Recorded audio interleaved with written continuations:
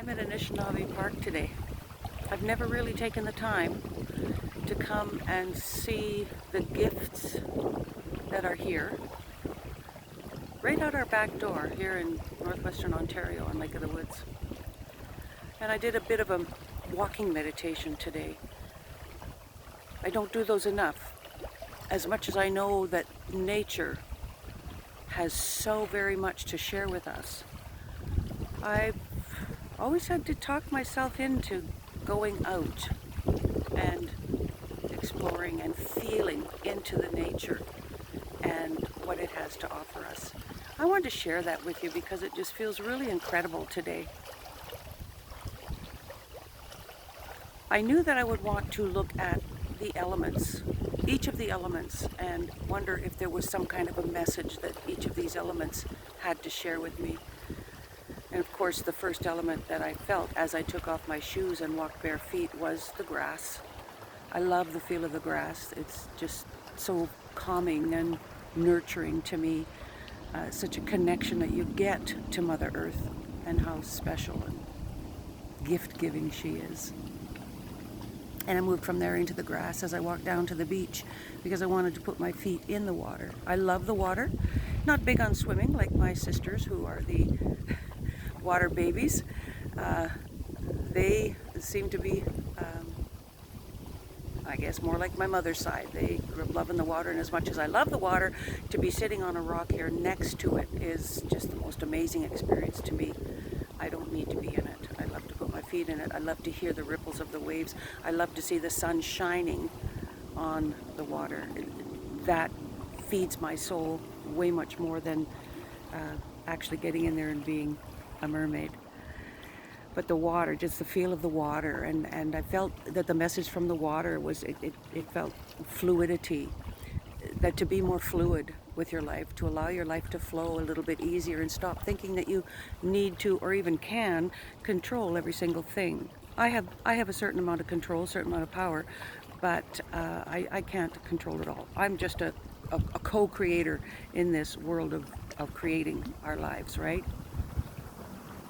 And as I walked towards the walking bridge, I didn't even know this walking bridge was out here, but it's a lovely, long wooden walking bridge, a lot of goose poop in part of it, so we walked gingerly.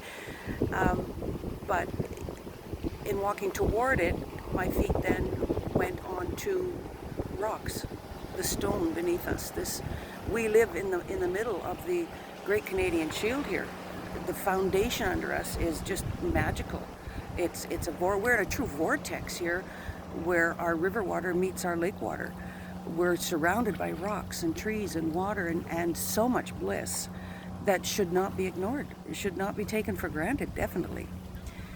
And feeling the rocks beneath me, the foundation that is beneath me, and that is a message to me to create a firm foundation, have a firm, solid grounding.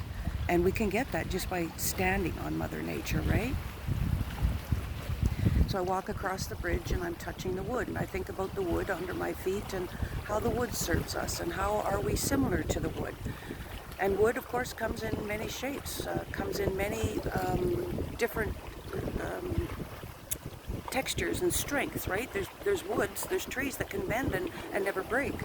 So I think the message is there to be flexible, like those trees that can bend and not break, and to be tall and strong. Reach for the stars. Reach, just when you think about what the trees give us, without them there's no oxygen. So we have to honor every single tree. And when you come across the bridge and come up, you start walking on some gravel again, so you feel the gravel beneath your feet, and barefoot, it might hurt a little bit, but it's like having reflexology done. Every single pebble that presses into the bottom of your foot is like having personal reflexology done. And you just keep walking, and you come down to a spot like this where I am, and a couple of people just arrived in their walk as well, so you might hear them in the background. But sitting here in the shade, and it's overwhelming. The bliss is overwhelming.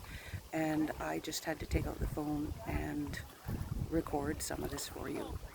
The wind in my face, what does the wind remind me of? That it comes too in many, many strengths. It can be soft and it can be very strong, and it can lie dormant. And again, flexibility and power. And I realize sitting here that behind all of these things, the common denominator is power. Nature feeds us and gives us this power. We just have to acknowledge it, recognize it, acknowledge it, and take advantage of it. So I'm just suggesting, take yourself out there into nature today, every day. I'm not a winter person, and we got winter looming not that far ahead. And I have got to convince myself that it looks like I am in northwestern Ontario to experience yet another winter. And I'm going to have to change my attitude on that one.